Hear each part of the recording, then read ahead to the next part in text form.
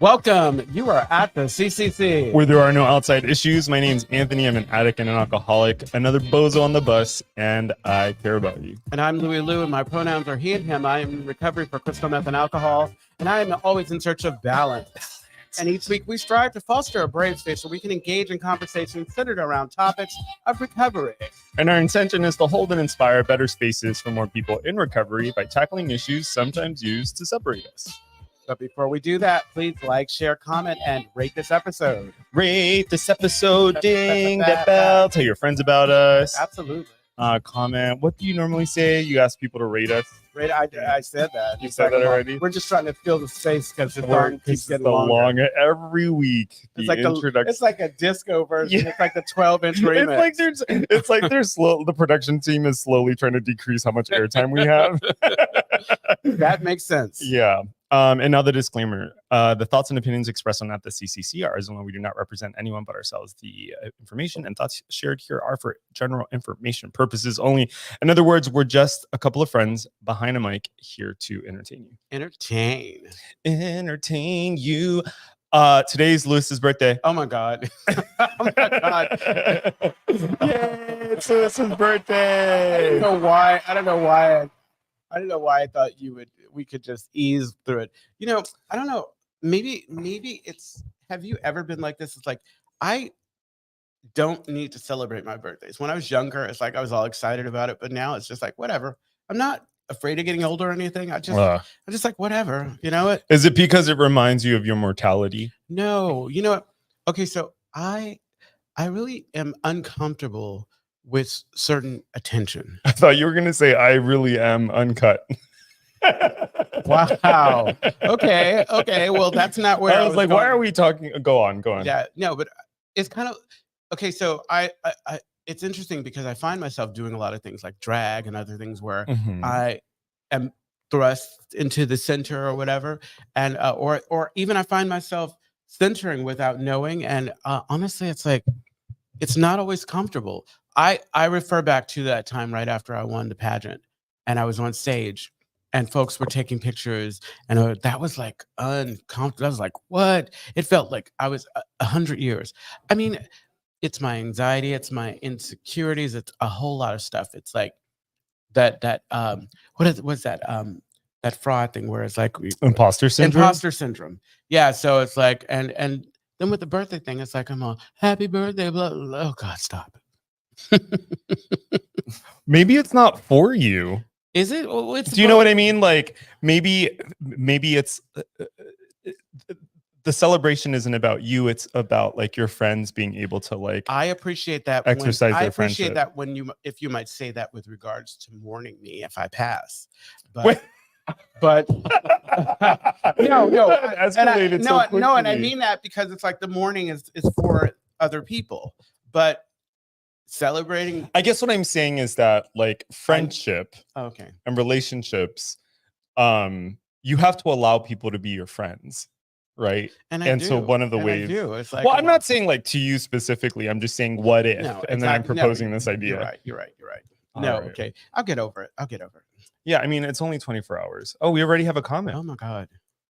Jamie writes, thanks for turning 60 today, Lewis. Okay. Hi, Jamie, I know where you live and I know how to get into your place. And not thanks for turning 60. Yes.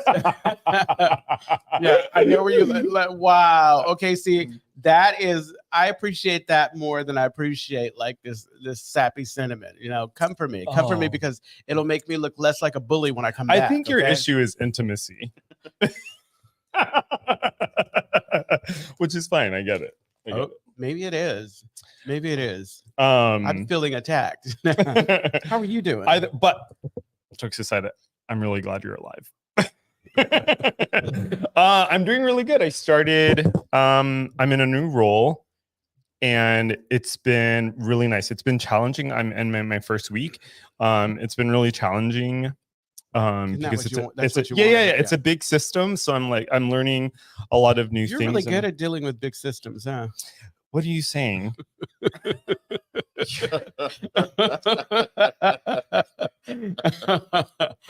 That's all right. So it's a big system.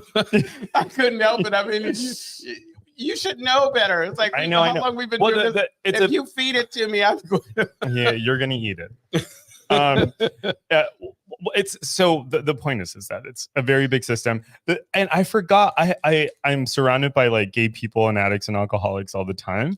And like everyday life, you know, and so being in a formal environment where like my colleagues are not addicts and alcoholics, especially one of the newer people that I'm working with, is very different. And what we were kind of talking about it's before, a very different experience. Do you feel like you might have to kind of modify? You know, a little bit. I've been thinking a lot about that. Except that, oh God, it's gonna happen. Are you gonna cry? No, I had a burp. Oh, well, it's because I'm excited. Are you gonna cry? No. So what was your question? So like, do I feel like I have to modify a little bit? A little bit. Yeah. There is a part of me a little bit, but, and at the same time, you know, I was thinking about this yesterday. I was talking to Benji about it actually, about how I am noticing myself. No one is telling me to do anything. I am noticing myself kind of retreat a little bit and feeling like I have to change. And Benji was like, that's interesting. Like he was encouraging me to like think about what are the benefits of that, and like why would I might be doing that. Anyway, the point is that right, like there, and I think a little bit of it is fear, because I don't want to lose credibility. And then I was thinking about the podcast, and I was like, oh my God. But they hired me knowing that. No, exactly. Well, you know what's really interesting? Like this is a good we've talked about that before. No, but this is a good topic, because I'm thinking about like the fact that when we're immersed in this environment, and the norm is honesty and talking about stuff that people don't normally talk about. And then you go and you find yourself, because ideally I'm not trying to I want to grow, I want to expand, I want to and that means I'm going to be put into situations where people don't understand it. And back to what I've said in the past, it's like, and you've even said it, I can't trust everybody with what I have. Right. Like, especially sometimes not in the workplace. Right. And so I have a colleague who's at a different site, and she is in recovery. Yeah. And my conversations with her are like, they feel more like what our conversations are like. And I think the other thing is, I think we left the windows open in the back. I think the other thing is that, and the other thing is, there's like 5 of us on this team. One person can't be responsible for everything. So well, if one person responsible for anything, it certainly isn't you. 5 people are here today. So I'm just got disclosure. What's the disclosure? Put in the parking lot. Anthony is a diva. He likes to time. Oh, don't. So he shows up. Fake news. Fake news. You're full of shit. Fake news. Go ahead. What was I saying? I think what I'm trying to say here is that my goal, especially in this role and future roles, is to show up authentically. But more than that, it's like, I know my community, and I know what it's like to drink and use and to be out in the world. And I don't want to forget where I came from, quote unquote, just because I'm on the other side. And I know this is not onto the topic, but isn't it possible to temper maybe how you do things and still be authentic? Yeah, I mean, I'm not going into work being like tongue pop. Well, I'm asking this not. I can't even. I'm asking this not for you, but for me or anybody else, because it's like, especially if you're in a situation where it probably isn't a good look if you are, or like all over the place. Yeah, exactly. Well, So 10 minutes in and we haven't even gotten to the topic. That's because I love talking to you about. I love talking to you too. Yeah, so cool. We'll probably come back to that. Anyway. Yeah, exactly. So today we're talking about harm reduction. Exactly. Harm reduction. For those who may not be familiar, it's a public health approach. Yeah. So it's a public health approach that is focused on reducing harm caused by substance use, right? And it's or anything you can use. Well, substance. For just about. I was gonna get there. Oh. Okay. So yes. I just wanted to offer my 2 cents. You could have waited your turn. You could have waited your turn. So the goal is to reduce the negative effect, like negative health effects, legal consequences, social consequences, right? Like it's focused on reducing harm, hence why it's harm reduction. And kind of like a broader scope, it's about reducing harm to individuals and communities, right? Because we're not just talking about one person. One person makes up a lot of people. Or that, you know what I'm trying to say here. Absolutely. So that conversation, so we'll have that conversation today. And this is especially, I think, relevant for us because we're both in 12-step, and 12-step is an abstinence-only program, right? Which is considered diametrically opposed or the opposite of a harm reduction model, right? So harm reduction would say, actually, you don't have to abstain to reduce harm. You don't have to do without completely. It's just saying you could do this in a way that will cause you fewer consequences. Yeah, will result in fewer consequences. So let's start there. Okay. So I know you have some opinions, thoughts, and stuff like that. Well, I had opinions. It's like, and I was hoping that our guests would come, because and this was me early in recovery. Okay, I think what it was is I had reached that point. Something happens in 12-step. Or in anything, you get really passionate about. All of a sudden, I'm really excited to be here, right? And I slip into that overzealousness or whatever, and right. I think that my way is the only way, right? And I had to be under a year or whatever going to harm reduction groups at Stonewall, and I was participating in these with individuals who didn't have the same goals that I had, and that was interesting. It was weird because, again, I was thinking, it's like, oh my God, I thought we were all like, and the case in point is like, and I know this now in retrospect, that, I'm doing this for me. I don't have to, like, this is what works for me. Each individual gets to decide for them what works for them. Some people decide never to go through this process. Some people decide to continue to do harm reduction, and it works for them. But at the time, I would sit in meetings that it seemed to me at the time, and I'm flashing back to it, that it was coddling. Harm reduction was coddling. Yeah, that it was coddling. And it was coddling only in the way that the city was, the way that they were throwing things at individual. And it's almost like, that's where I was. It's like, are you making excuses? It's like, they have to do the work. It has to be hard. They have to struggle and whatever. Like, I want to be able to, like, when I'm feeling this way, go and have a drink, to take the edge off or whatever. That was me then. This is excellent. Yeah. This is excellent because what you're saying, two things. So what you're saying is in part how harm reduction is approached. But I want to comment on what you said first, right? So I think it's not uncommon for people in 12-step or abstinence-only programs to have that take, right? And I think in large part because for many of us, it saved our lives, right? And so it's not coming from a place, well, I can't speak for everyone, but it's not necessarily coming from a place of like, oh, you're doing it wrong. Yeah. It's coming from a zealousness about how, we approached recovery. And right. It was almost like when folks relapse and they come back and folks start acting weird about that or whatever. What it was, I can look back on it now, it was a challenge to what was working for me.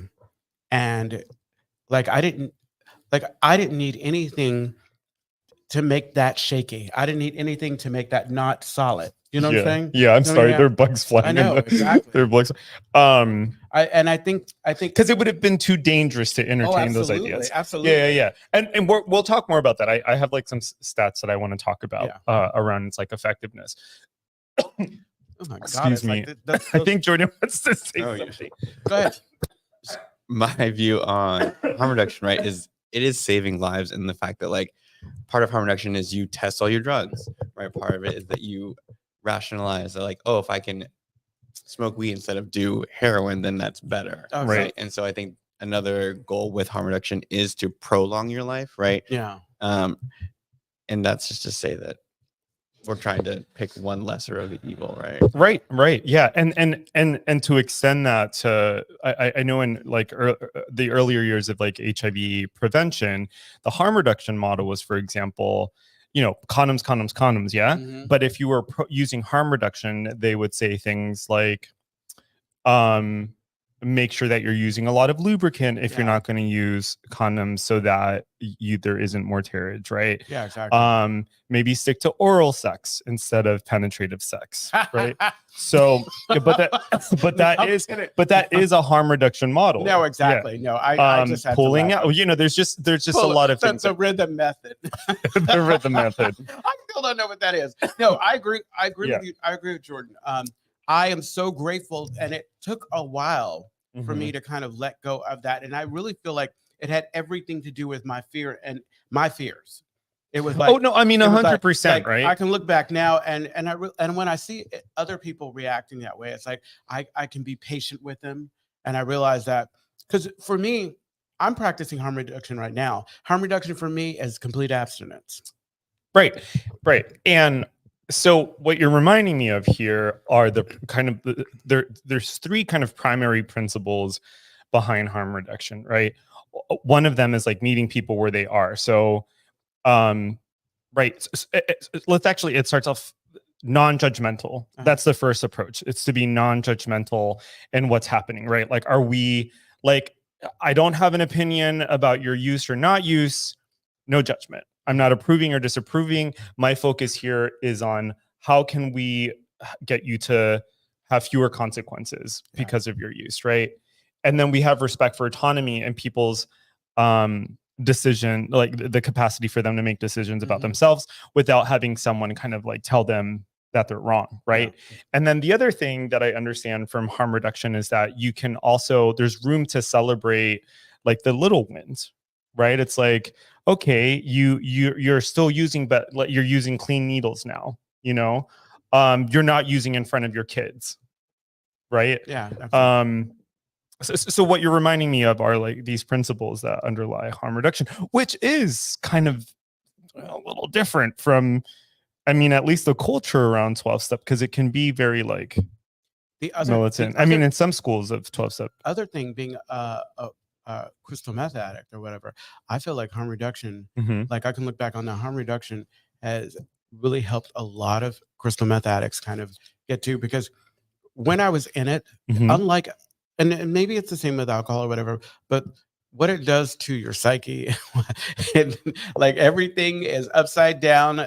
I almost had to convince myself that the drugs were like, I had believed that they were helping me and not hurting me. The drugs? Yeah. They were helping me and not hurting me. And so with harm reduction, having someone come in and say, hey, maybe you don't have to stop, but all the things like getting clean needles and things like that. Right. I guess, it has prolonged your life, but yeah, and I had a moment.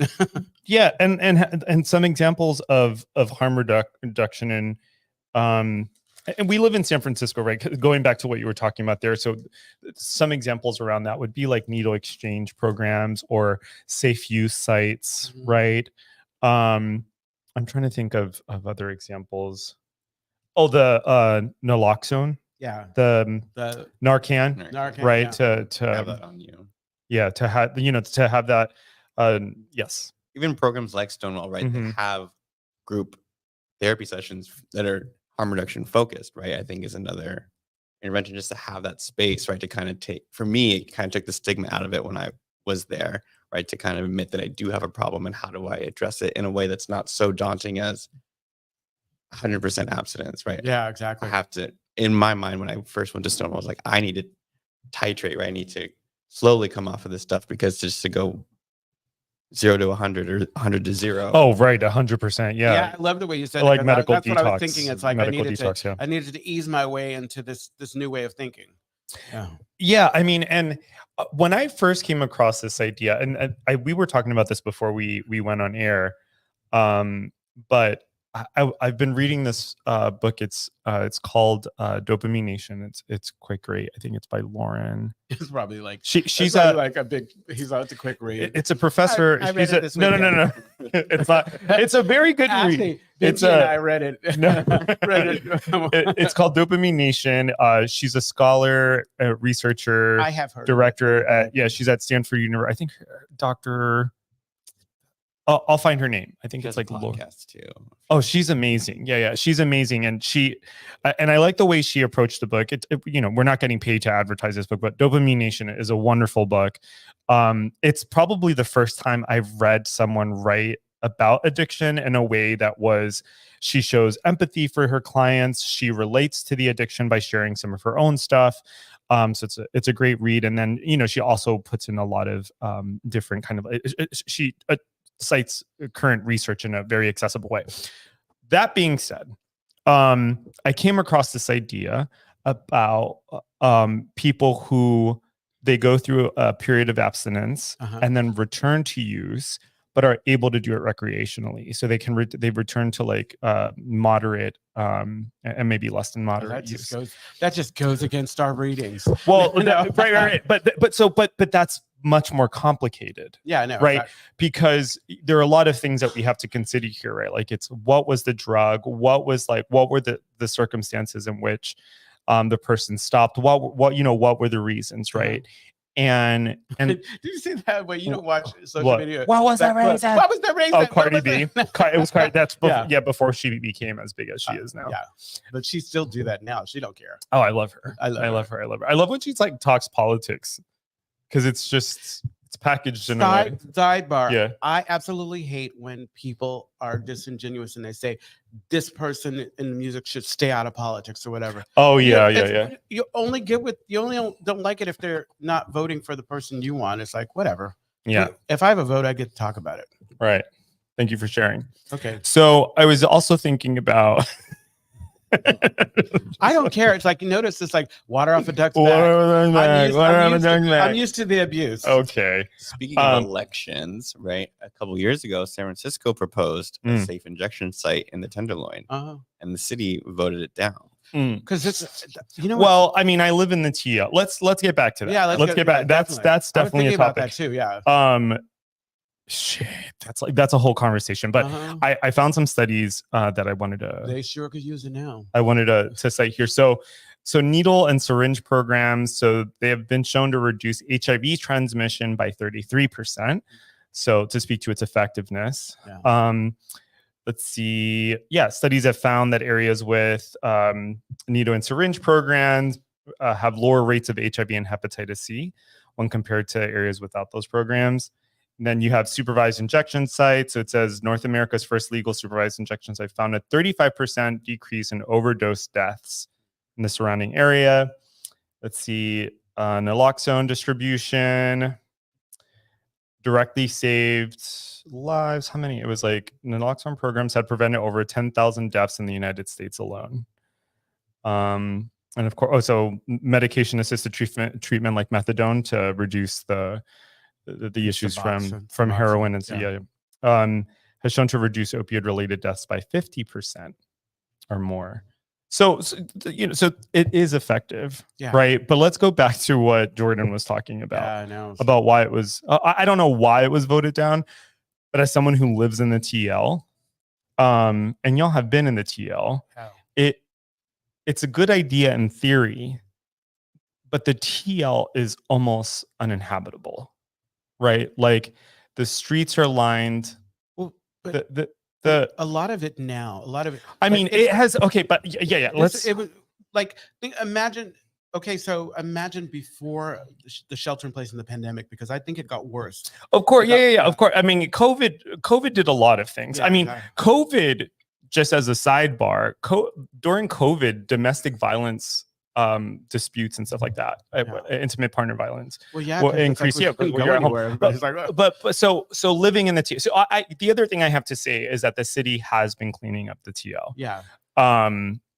like in a very big way. But I can tell you that before these major changes within like the last few months, that, you know, if you go down the Civic Center or Van Ness, there are entire blocks of people that are like using and selling kind Absolutely. of. And so I think, you know, honestly, I will say this. You know how, Yeah. you know, some people say it's like you deal with the thing that'll kill you first. Yeah. I feel like because the thing that's all of the stuff that's happening now makes it so that a conversation about safe injection sites is further down the line. It's been pushed down the line, And because that's not the answer. well, right and now. here's the other part of this. The other part of this is why the TL, right? Out of all the places in the city, why the TL? And so that's a bigger conversation, right? That's about you are not going to have it next to my place in Pacific Heights. Right, exactly. So, but right, and so that's problematic, right? Yeah, There's a, I don't know. But wait, it's a bit classist. But wait, it's a bit was it for the TL? Like, well, have you? Well, because I think so. Yeah. But I think maybe, I mean, where else would they have put it? But what I'm saying is, I think it may speak to the programs that were there, because it's like if the programs that were there they're advocating for it, Right. then that would make sense why they would say it. It wasn't because the TL, because if it was a program that was in South of Market or whatever. I mean, that's a good argument, but I don't know if that's what was happening, right? I just think about, like, even if that is so, right? It is so that there were programs there, and also it's right. It's meeting people where they are, because for some reason people have gravitated to but that. Here's the problem, though. Yeah, the problem is that it's a low income area, right? And so because it's a low income area, it's made worse by these kind of programs, right? Like it's not necessarily safe. Number one, there's a lot of theft, right? Wait. Like I'm talking about the TL. Okay, yeah. So what I'm saying is that, like, it's already it's a poor neighborhood, Yeah. And then you're adding other things that also compromise the health and safety of that neighborhood. But I think the argument is a safe injection site does, in the fact state, right, that it reduces a bunch of things, right, that you just listed off. Yeah, but it doesn't say at the exclusion of other things, but maybe, right? It's like, yeah, it may reduce, and we are reducing harm, right? So, and to be sure, you know, like I'm on the side of like a harm reduction model, but what I'm saying is that we can't think about harm reduction at the exclusion of everything else. No, absolutely. Right. But like I think we might be thinking of, like, when I'm thinking of a safe injection site, and I don't know how it would look or whatever, I'm not thinking of it as a trap house. I'm thinking of it like as like a clinic, like almost like a methadone clinic that is a controlled environment. Right, exactly. And I'm 100% on board for that. Yeah. I am not 100% on board for what I see. Yeah, it's like, and so I think that, no, I understand. For example, if there's just an open space to say, you guys go use in the girl, 100%. Yeah. I have literally seen a drug deal go by with cops across the street. Oh yeah. Right. Or like where there's patrolling and there's nothing done. That is a problem. That's not harm reduction. I mean, I guess in a way it is harm reduction, because I don't know, maybe for the cops it's lazy. It's harm reduction in the city, because they shuffle everybody to one area. Right. At least we know what's going on here. Right. And what I want to say is that it's a great idea, and it is effective, and it has to be done in a way where it's sustainable and it doesn't cause more harm, right? Sometimes like the best solutions are not without their consequences. No, exactly. Yeah. Well, I think that there has to be in my mind, there has to be an underlying something with harm reduction. There always has to be education and an opportunity for people to see that there's other ways to go. Well, like this is right. What we're doing. We're meeting you here, but you know what? There's a price. There's a price, and that price is learning more, because, you know, I hear people talk about all the time. I was in pain, whatever. I didn't know what to do before I came in the rooms, and I didn't know where to go, and I know what to do. And a lot of times people don't go that route because they don't know. Well, yeah, right. And I really like what the city is doing right now.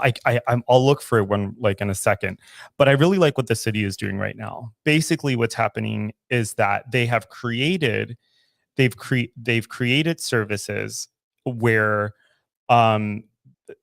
the idea is to rehabilitate people, to get people resourced, et cetera, et cetera. Like So it's not like we're just throwing people. Are you talking about the one-stop shops, like where The navigation. the navigation? Yeah, the navigation system. So do you have an opinion about that, Jordan? What is it?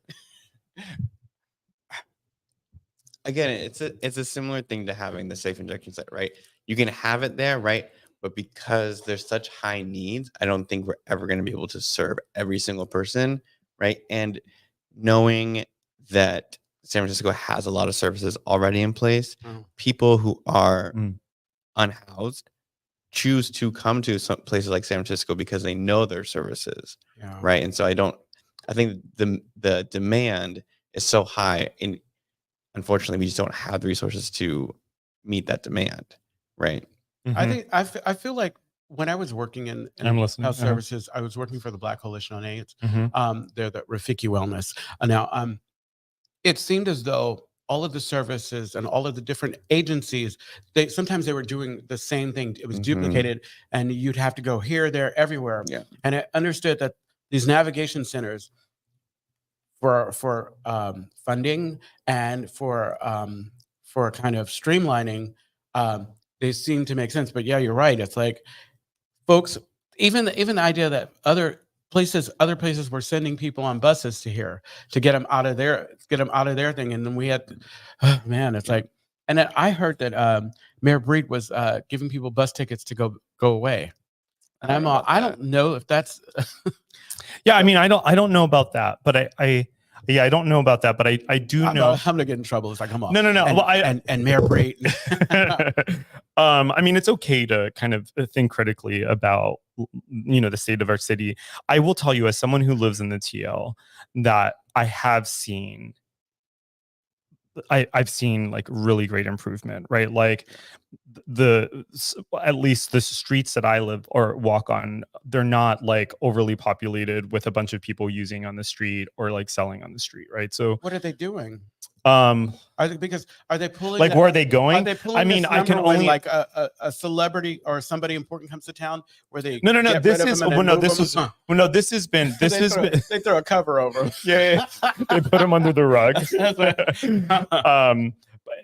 But they put them in BART. So, but in this case, they, I don't know where they're going, but I can tell you as like someone who lives there that I've seen changes. Like I see patrolling, and I also see the crisis intervention people out there. And I think it's being done in a very humane way. Like the encampment sites, they're giving people advance notice. I've always found that's kind of a challenge. And then they also have people, hold on, before you say anything, I just want to give more complete pictures that they have these encampment sites, they bring people there, and it's done in a very humane and respectful way. And people are given access to like various different things, right? So there are things that are being done, and I think it's like in the spirit of harm reduction. And I think it is an idea of access, right? So like something like a safe injection site, right? Even with in places like Stonewall, where there is education around harm reduction too, like that needs to happen. There needs to be able to have access to these kinds of places, right? But if we don't build it, then there's no access to it, right? If you're watching right now, I just want you to know that's the voice of God. It's like we're all looking around. Like Jordan's like, come on, what is this? I read an article in the Times where they were outlining the program, but I can't find it right now. But in terms of like doing the work of harm reduction, right? There has to be a place to do it, right? Yeah, exactly. Right. Like the 12-step programs are everywhere because they're accessible, in so many places, right, especially here in the city, right? And I think there seems to be a what's the word? A stigma around harm reduction, right? Oh, it doesn't work. No. Well, you don't know. Well, isn't it the stigma? Well, that's not. It's the stigma because it's kind of like, okay, so for the lack of a better term, it can be kind of wishy-washy for some people because it's like, because like if we're meeting people where they are, so is there recidivism? What is the word? What is the rate of like folks like? Because when I was in that class, I remember folks would come one week, wouldn't come the next week, whatever. And then some of the stuff that I heard, and it's like, I'm all, okay, great. Is there anything really changing? You can say the same thing about post-up, right? Like, I think it's about doing the work, right? You have to do the work regardless, right? And so whether it's harm reduction, you have to be diligent on your harm reduction models, your harm reduction attitudes, right? Your whatever day-to-day stuff that harm reduction can look like, right? So I'm thinking of having test strips, having Narcan on you, right? Being diligent about testing everything you do, right? Making sure that all the needles that you have are new, right? And not used, right? That's, to me, doing the work.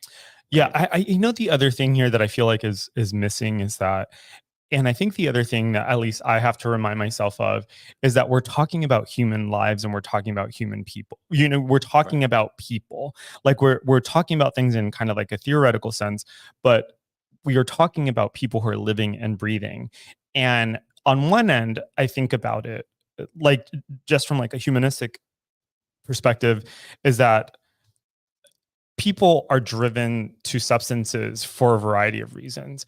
I think that a lot of those reasons are rooted in pain and trauma, et cetera, et cetera, et cetera. Are there exceptions to that? Very likely. But I think that, that these are people who are ill and that we have to be careful about how we talk about it, right? Because I think sometimes I forget that I'm talking about like a theory or an approach, and I'm like, actually, no, I'm talking about someone's life. Yeah, but okay, so and I understand what you're saying, but it's like if we're just having like a conversation about it, I think that tiptoeing around is not going to help us get to no for sure. But I guess what I'm saying is like that was another issue that I had with that, because I think that it's almost like what I used to say. It's like when I host mascara, I like the dragon. I would watch the performance, think about what I was going to say, and then I would tone it down. And then that's when the tempering comes in, because when I'm actually putting it into practice, when I'm talking to people, when I'm faced with individuals, that's when you get to explore like the humanity of someone. But when I'm talking about like, what is this? What is this working? Whatever, it's like, how can we make this better? Is this changing stuff or whatever?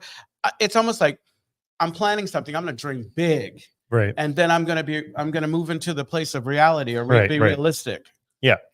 And I think what I'm holding here. Is the mic. Yeah, is the mic. I think what I'm holding here. Because it's like, okay. Well, and because like if it's on here, you can't hear me.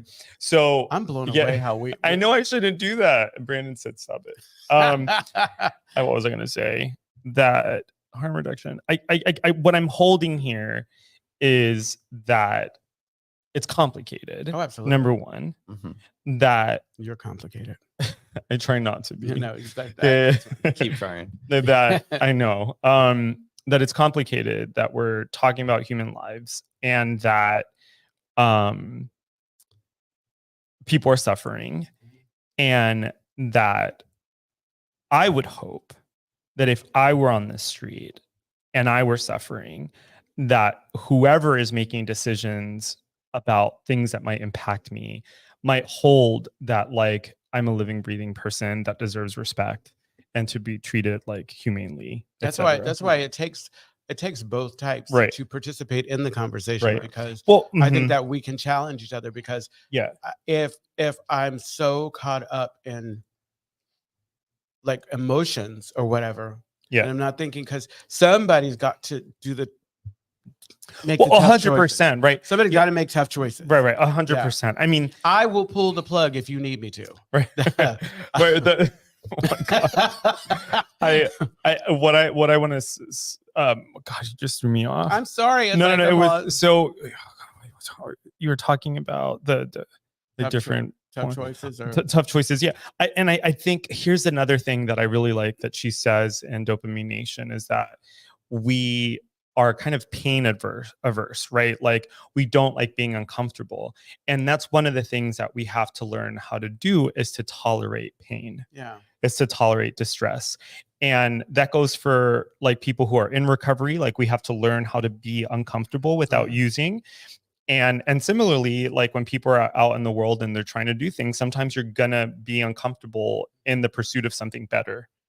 Right. I also think that you don't have to there doesn't have to be imaginary butterflies and you treating people with kid gloves. You can be direct and forthcoming in the way that I'm expressing this. And of course. Because in my mind, it's like I want to treat you like an adult, and I want to treat you like an adult, and I should be able to have a conversation, you know, and you may not like what you hear, but You're talking to me? well, hey, No, I'm not. anyway, I'm no, I'm not. saying you may not like what here, Yeah. but it doesn't mean I don't respect you, because if I'm telling you a truth, and I'm going to say a truth, and you take it, because I think I agree with you. It's like being a person who had been homeless, not homeless on the street, but homeless in the shelters and everything, and wanting to have that respect and wanting to be treated a certain way. Wait, we have 5. Wow. No, 5 minutes left. I know. I love it. Yeah. This was juicy. Yeah. I mean, I think you were going to say something, Jordan? I think my 2 cents, right, is like the theme of this whole month, right, is doing the work and how we can do the work in different ways. I think people need options to address the same issue, right? The same way that like you have multiple coping mechanisms for anxiety, depression, blah, blah, blah. Like we need different options because it's not a 100%. 100%. I love that, Jordan. And I love that as like as a place to land, because in order to be effective, we have to have options, right? Like abstinence only programs are not going to work for everyone. No, not at all. Right. And fine as hell. Abstinence programs don't work for some. So okay. I wanted to, before we kind of close out, I mentioned earlier about controlled use and like what the effectiveness is around controlled use.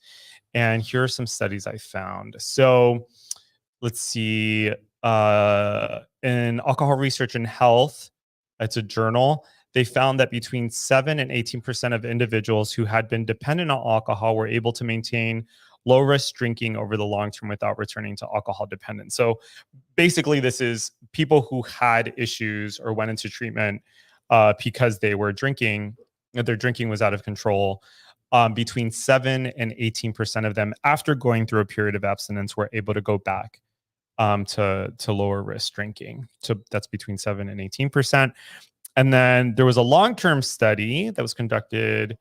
I think the last name is Valiant, 1995, followed a group of men over 50 years and found that a small percentage of those who had been alcohol dependent could return to moderate drinking without relapse. And then cannabis, that's a little bit more complex, right? Because it has a lower dependency potential. Go ahead. No. But it has a lower dependency potential, like alcohol or opiates. But some research shows that some individuals who have quit using cannabis for extended period can return to casual use without developing dependency again. And they find they have more energy and they're productive. Yeah. And so in drug and alcohol dependence, weight. Approximately 20 to 30% of individuals who quit cannabis eventually return to use, with a portion of them maintaining moderate to non-problematic use. And then let's see, a review of studies of opioid use found that nearly 90% of individuals who quit opioid use and later resumed use did so in a way that was problematic. Right. So can you return to use? Maybe. That also changes on like what it is that you're using. And it's the person's individual goal. Yeah, of course. The goal, like motivations. And then the last one I have here is on tobacco. It says tobacco cessation studies suggest that very few individuals can return to occasional smoking after quitting. The majority of people who try to smoke occasionally after quitting eventually return to regular smoking. One study published in Addiction found that among those who had quit smoking, over 70% who attempted to return to occasional use quickly reverted to daily smoking, right? So can it work? Can some people return to kind of moderate, maybe non-problematic use? Sure. Is it always successful? No. And we see that with the stats. I guess the takeaway there before we land the plane is like, depends on you. Right. And right. That's exactly it. And I love that too, returning to this idea of like, people are autonomous beings, right? So they get to make a decision. Absolutely. Right. The Castro Country Club is a safe and sober community center for all people and a refuge for the LGBTQ recovery community. We provide programs and services that help people change their lives by supporting personal growth. Our vision is to reduce the suffering of addiction by connecting people to community, opportunity, and support. You can find more information, including all the ways to contact us, at www.castrocountryclub.org/podcast. Yes, and tune in every Wednesday at 8 p.m. Pacific Standard Time when we go live on our Castro Country Club Facebook and YouTube channels. Find us wherever you listen to podcasts.